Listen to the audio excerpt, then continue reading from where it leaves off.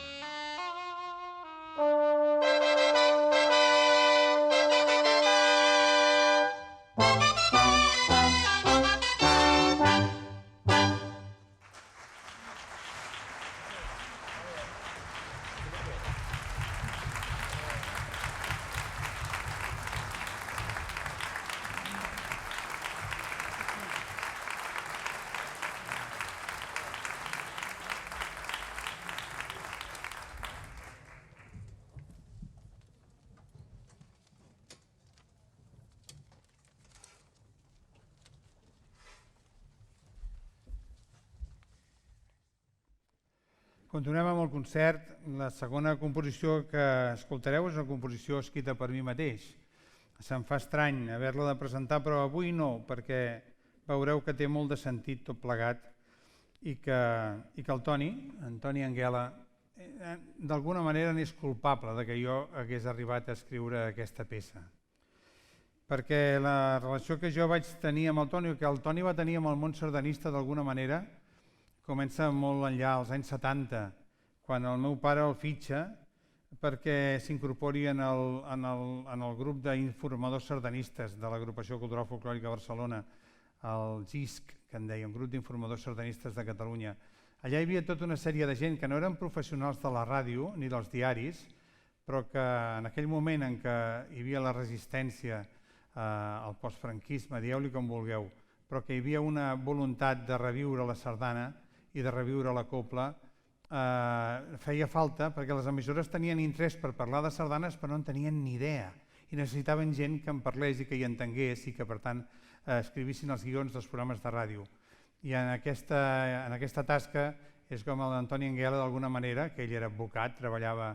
en un bufet d'advocats a la Cruïlla del carrer Casp amb la Via Laietana, ara Pau Clarís, però llavors aquell tros era encara Via Laietana o era tot el carrer.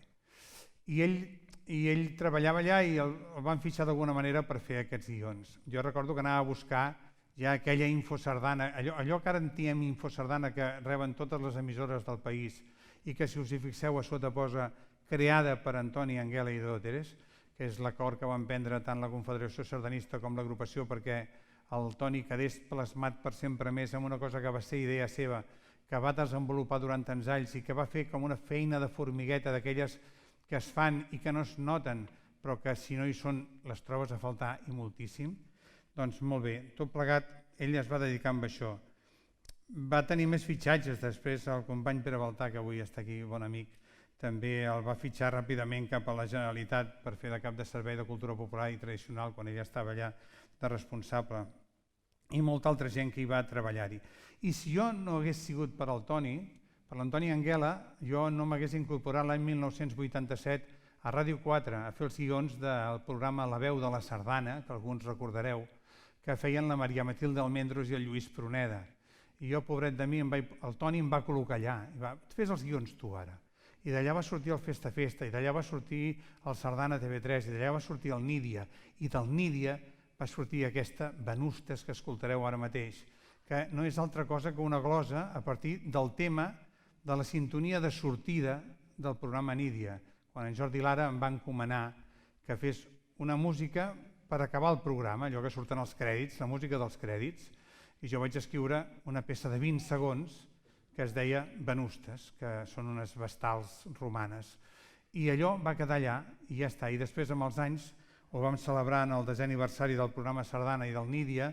amb una festa que vam fer a la Sala Luz de Gas, i es va estrenar aquest Venustes, que sentiu ara mateix amb la Cobla Mediterrània i la direcció del Francesc Gregori.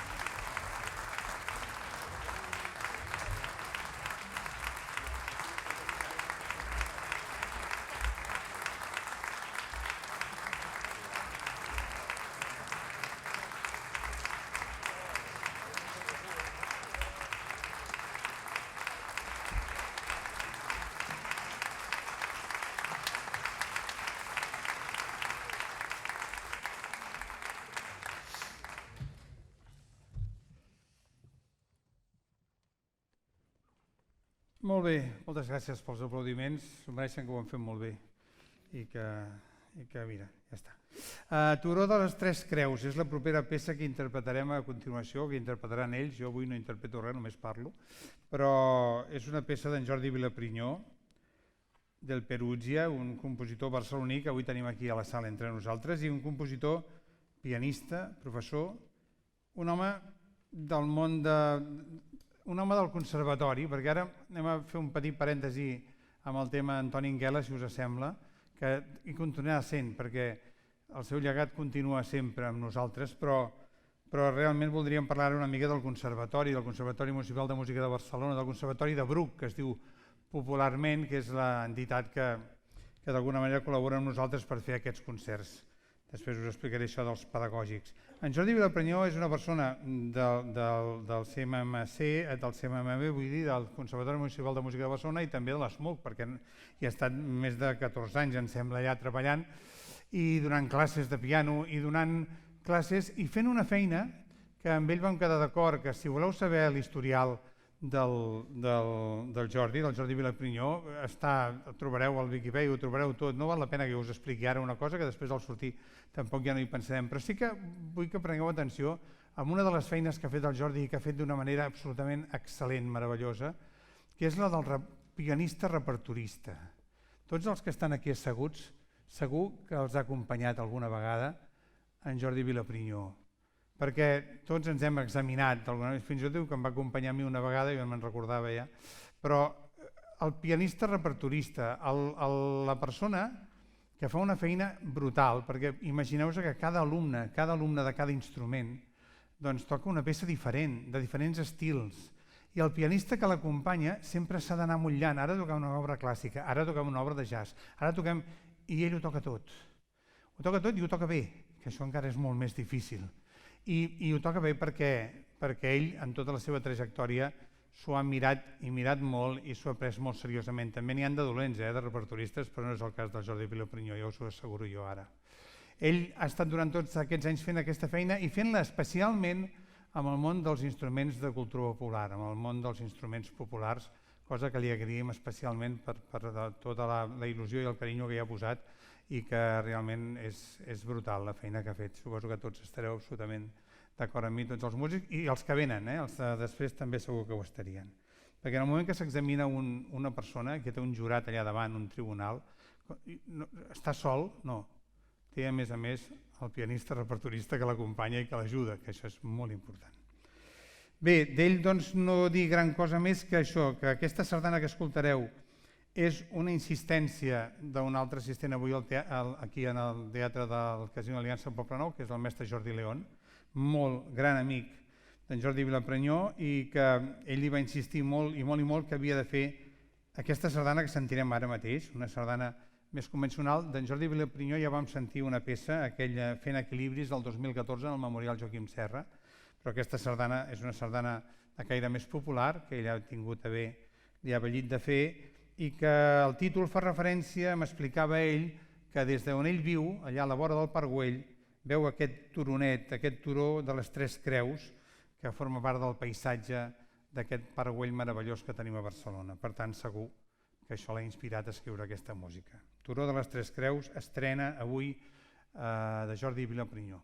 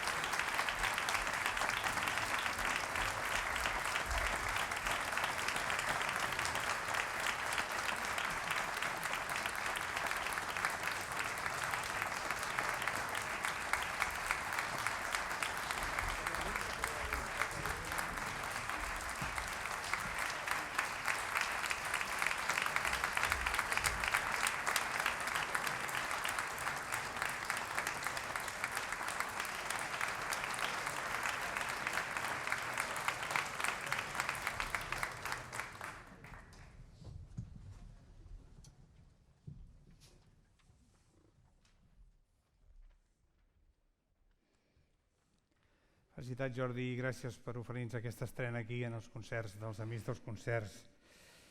Ara seguim d'una institució del Conservatori a una altra institució del Conservatori, en forma de professor també. Parlem del mestre Xavier Buliart i Ponsa, un compositor, també professor, pedagog, que ja l'any 1980 obtenia la càtedra d'Harmonia al Conservatori Municipal de Música de Barcelona, i un compositor, un company de viatge, podríem dir d'alguna manera, en el que l'hem vist treballar en diferents facetes, perquè quan alguns dels que estem aquí estudiàvem al Conservatori, allà als anys 70-80, l'amic Xavier Buliart era una persona, era un professor d'aquells que d'alguna manera era receptor d'aquestes inquietuds que els joves tenen quan estan estudiant davant d'una entitat que en aquell moment nosaltres estàvem hàbits de complicitat amb els mestres, i ell era un dels mestres que ens acompanyava per reivindicar tota una sèrie de coses, com per reivindicar que la música estigués a l'alçada de qualsevol altra carrera universitària, per reivindicar que, per exemple, es corregissin uns estatuts de la institució que encara prohibien anar a les noies amb pantalons i havien d'anar amb faldilla sota genoll, i que no podien haver-hi reunions de 4 persones més que 4 persones en el vestíbul. Tot això que passava en aquell conservatori dels anys 70 i dels anys 80, hi havia uns professors que eren els de tota la vida que també entenien que això no podia ser, però n'hi havia d'uns altres que se la jugaven una mica més, i en Xavier Buliart era un d'aquests. I ell també va ser una persona molt interessada durant tota la seva carrera per la pedagogia, per preocupar-se per a formacions i per diferents composicions, per formacions no habituals, com un quintet de saxo, per exemple, o formacions que no tenien repertori i ell escrivia per ells. I al final de la seva carrera, òbviament, ara ja jubilat, però clar, reconèixer-lo com una carrera extensa, intensa.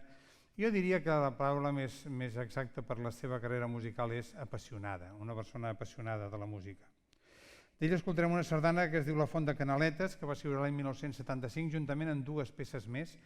també sardanistes, La Dama del Paraigua i Davant la Catedral, una trilogia de sardanes que li va donar en el seu moment el Premi Ciutat de Barcelona aquell mateix any 1975. Escoltem, doncs, aquesta Font de Canaletes de Xavier Buliart.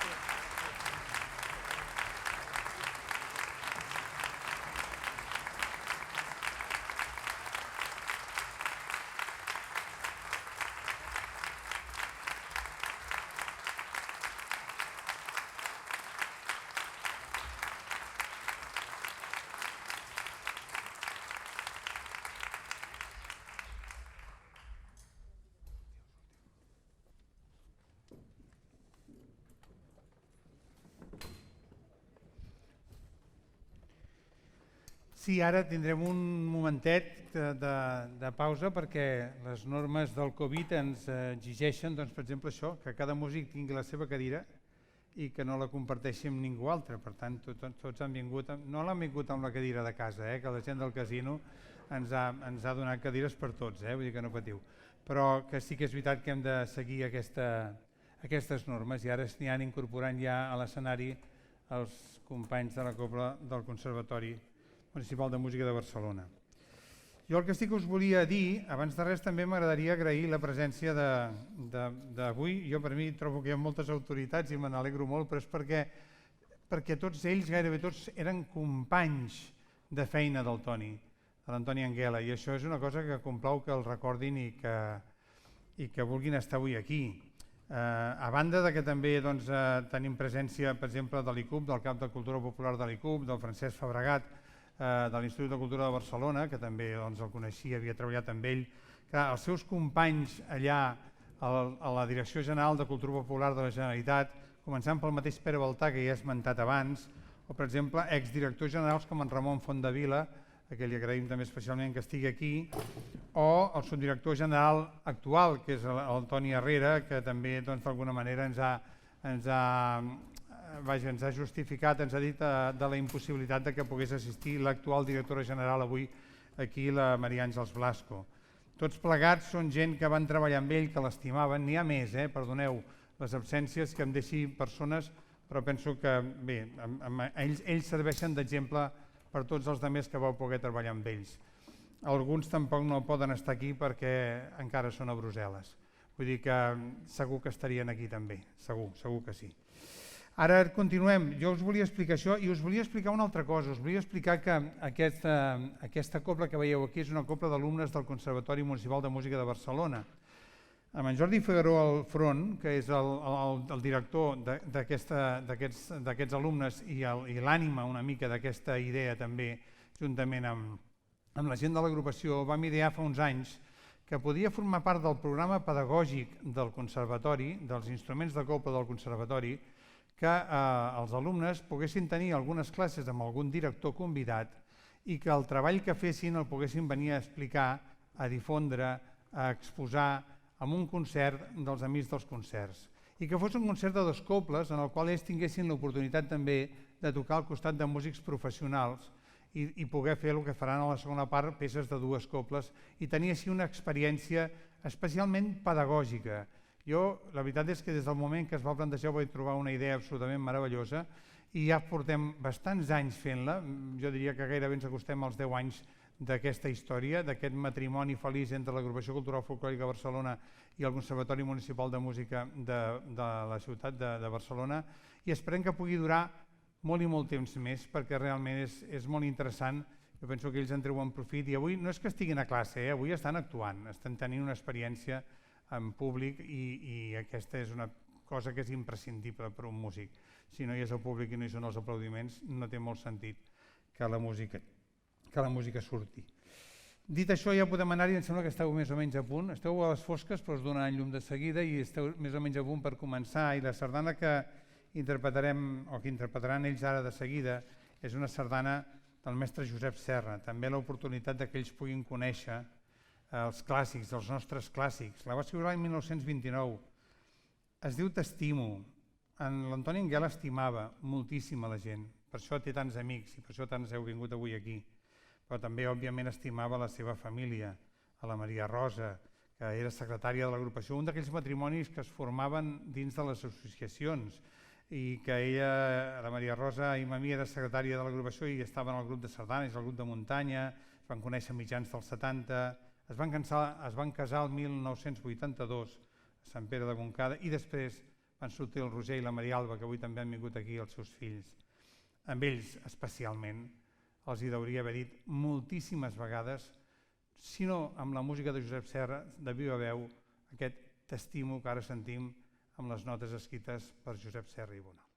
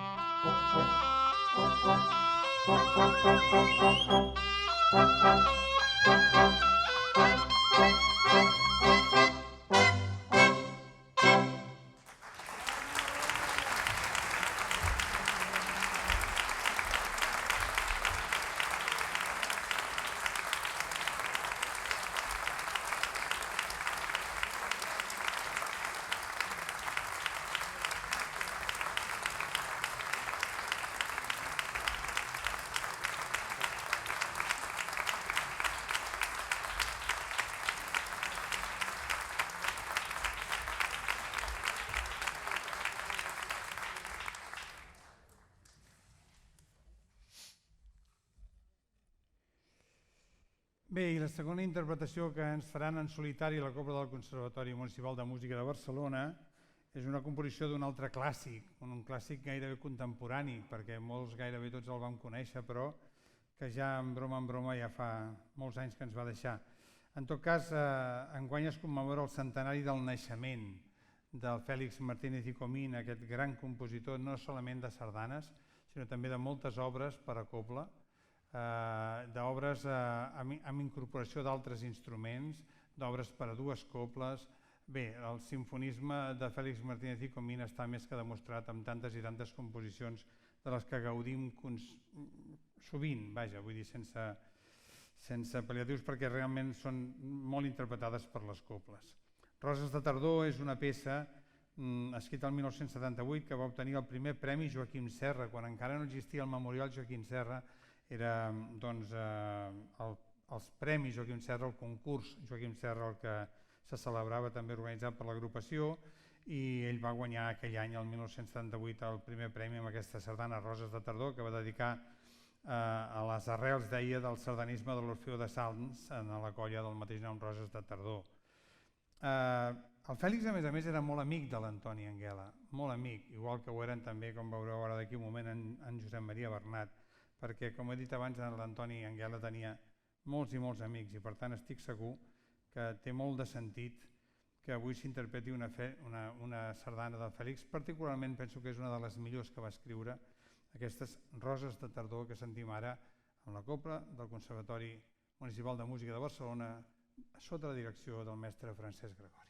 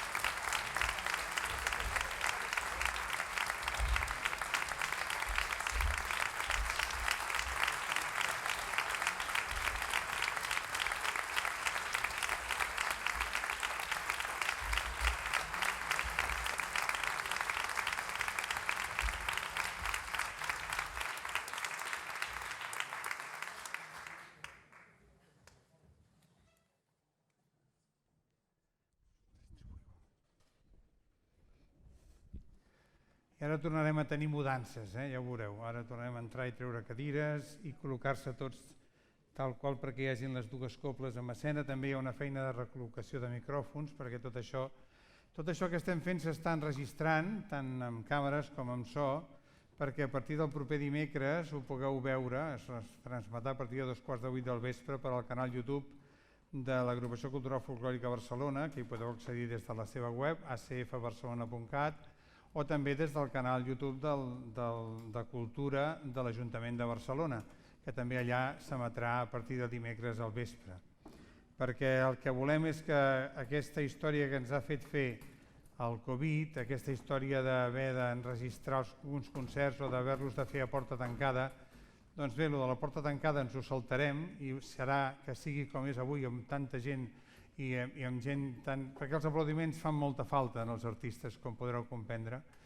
I després, doncs, que malgrat això, que hi sigueu tots i que estigueu aquí, que després pugueu arribar a casa i pugueu tornar-lo a veure, si voleu, les vegades que vulgueu aquest concert, o la gent que no pot ser-hi, doncs, que pugui veure'l també. Per tant, serà una feina que intentarem anar seguint.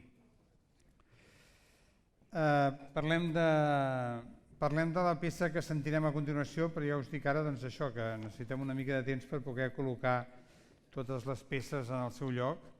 però sí que us vull parlar de l'Esquirol, d'aquesta sardana del Josep Maria Bernat i sobretot de la relació de Josep Maria Bernat amb l'Antoni Anguela,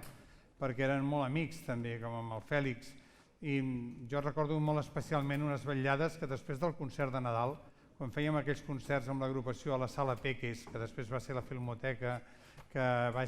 estat moltes coses, aquella sala d'allà de la Travessera de Gràcia tocant al carrer Tosset. A la Sala Peques s'hi feien uns concerts de Nadal memorables, sovint amb les Cobles Popular i Barcelona, i allà després anàvem a petar tots a casa meva, la meva mare era especialista per aconseguir això, i era l'Antoni Anguela, era en Jordi Puerto, era el mateix Josep Maria Bernat, tota la gent, alguns d'aquests molt amics, tots que compartíem unes vetllades realment memorables. Jo les recordo de petit, però eren molt amics realment i s'estimaven molt perquè tots ells van treballar moltíssim perquè la sardana en aquells moments també difícils doncs tirés molt endavant. D'aquesta amistat, vaja, és que va ser, ja dic, el Toni es feia estimar molt i per tant doncs en Josep Maria Bernat i companyia també l'estimava moltíssim. L'Esquirol per això no és una sardana que estigui dedicada a l'Antoni Anguela. L'Esquirol és una sardana que en Josep Maria Bernat va dedicar al seu nebot, en Cinto, en Cintet. Ell era d'un grup escolta que es deien els Esquirols, d'aquí ve la història, ni més ni menys. La va escriure l'any 1969 i és l'única sardana per a dues cobles del compositor Josep Maria Bernat, l'autor, entre altres coses, d'aquesta meravellosa obra quatre temps en forma de sinfonia, la primera sinfonia per a cobla que s'ha escrit per a dues cobles i percussió amb 45 minuts de durada, però sobretot amb molta música importantíssima allà, o la suite número 1 per a dues cobles i percussió, o més d'una quarantena de sardanes, totes elles, moltes d'elles premiades en diferents premis. En canvi, per a dues cobles, sardanes per a dues cobles només va escriure aquesta que sentirem tot seguit. Escoltem aquest Esquirol de Josep Maria Bernat, amb la cobla del Conservatori Municipal de Música de Barcelona, la cobla mediterrània, tots dos dirigits pel mestre Francesc Gregori.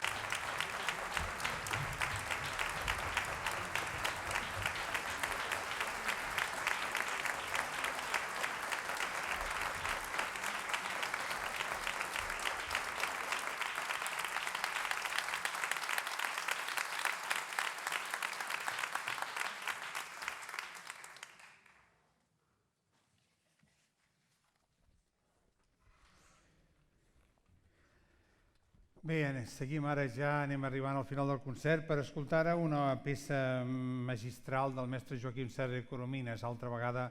el compositor, diríem que preferit de l'Antoni Anguela, però ara escoltarem una peça per a dues cobles, una peça que va escriure per dues cobles sense percussió i que va escriure el mateix any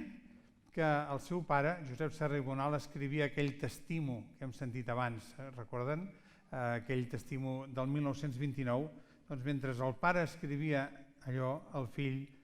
escrivia això altre que sentireu ara a continuació, una peça que va merèixer el Premi Sant Jordi del Foment de la Sardana de Barcelona en 1929. Ell tenia només 22 anys, era ja el seu opus 32, el número d'obra és el 32,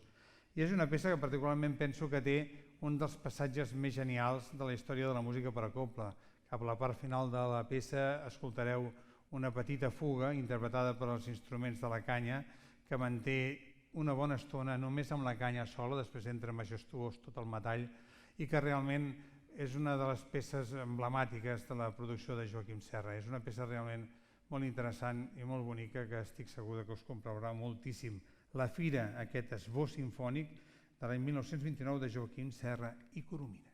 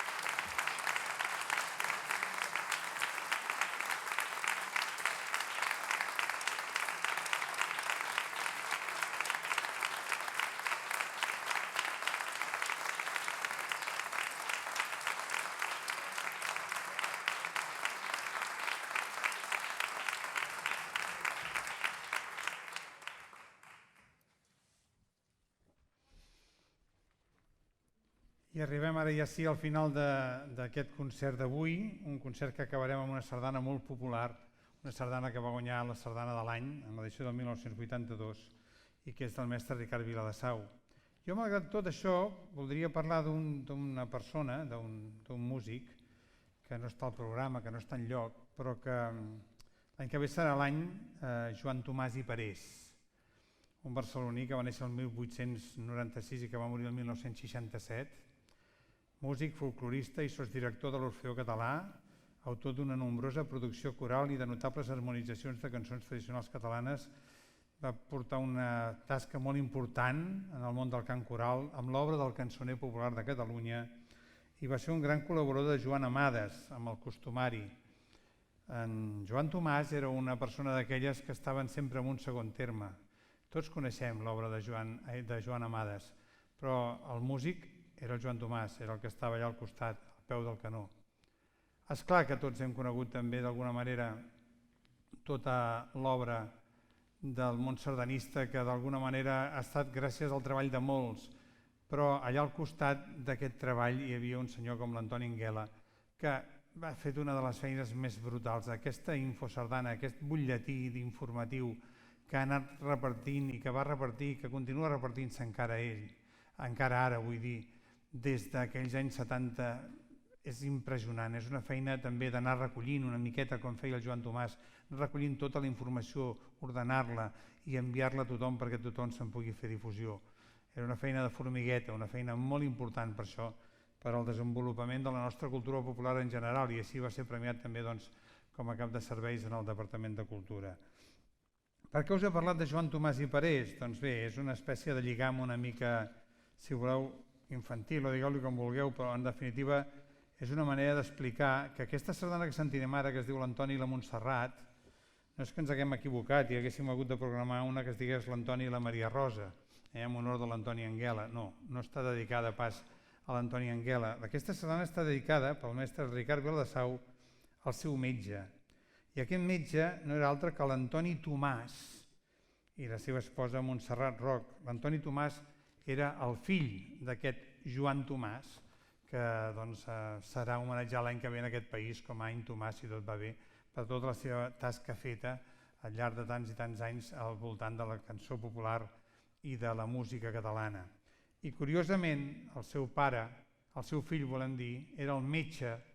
d'en Ricard Viladasau i per això li va dedicar aquesta sardana amb ell i a la seva esposa, l'Antoni i la Montserrat, amb la que claurem aquest concert, una sardana del 1982 que va guanyar el títol de la sardana de l'any i que sona així de bé, amb les coples del Conservatori Municipal de Música de Barcelona i Mediterrani sota la direcció del mestre Francesc Gregori. Endavant.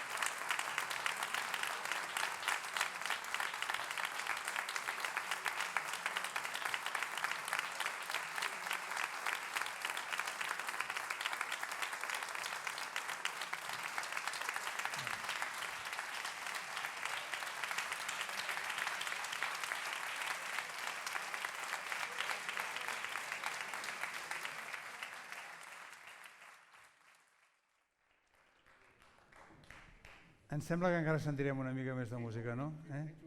Com a mínim una. Jo crec que si apretem i aplaudim fort encara en sentirem una altra. Però ara en sentim una que, a més, si féssim allò de l'aplausòmetre que feien en aquells programes de televisió, seria la que tocaria escoltar ara una altra vegada i, a més en versió de dues cobles. Perquè, caram, la sardana del Jordi Vilaprinyó ha tingut molt èxit, no? Us ha agradat molt, que sí? I per tant val la pena, si us sembla, que la tornem a sentir per la interpretació conjunta ara de les dues cobles. Aquest Turó de les Tres Creus, aquesta estrena que hem sentit ara avui aquí i que ara la tornem a sentir amb les dues cobles de Jordi Vilaprinyó.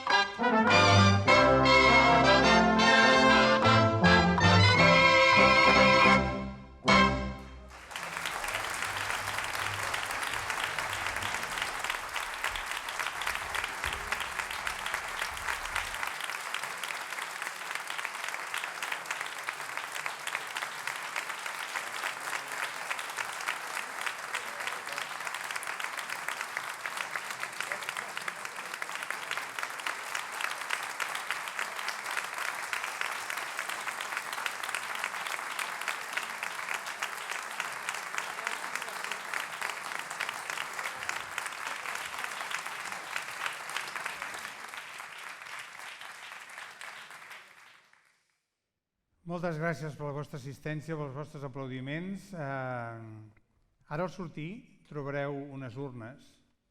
Avui no votem quina ens agrada més, ja sabíem quina guanyaria, vull dir que no cal que juguem aquest joc. Aquestes urnes són per acollir el que a vosaltres us sembli bé de donar. És allò que anomenen com a taquilla inversa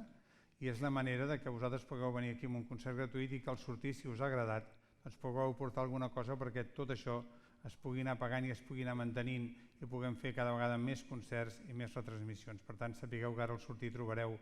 aquestes urnes amb la possibilitat de fer la vostra petita aportació, o no tan petita com vulgueu, no hi ha cap problema. Nosaltres ho acceptem tot. Per tant, ara ja podem anar per acabar i des de fa... Jo sempre dic malauradament, però no és que no m'agradi la sardana, m'encanta, la Santa Espina, esclar que sí. Però dic malauradament perquè aquesta sardana a mi particularment em porta el record de quan l'havíem de tocar i havíem de sortir corrents després de les places perquè venien els grisos a donar-nos atonyades.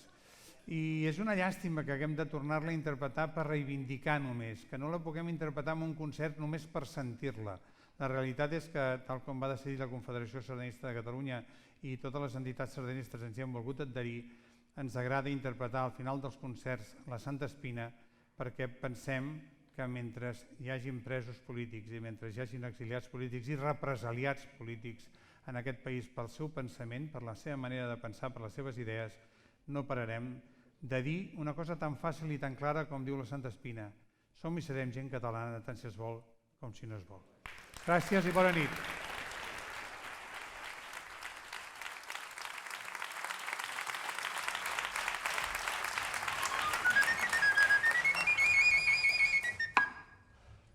Thank you.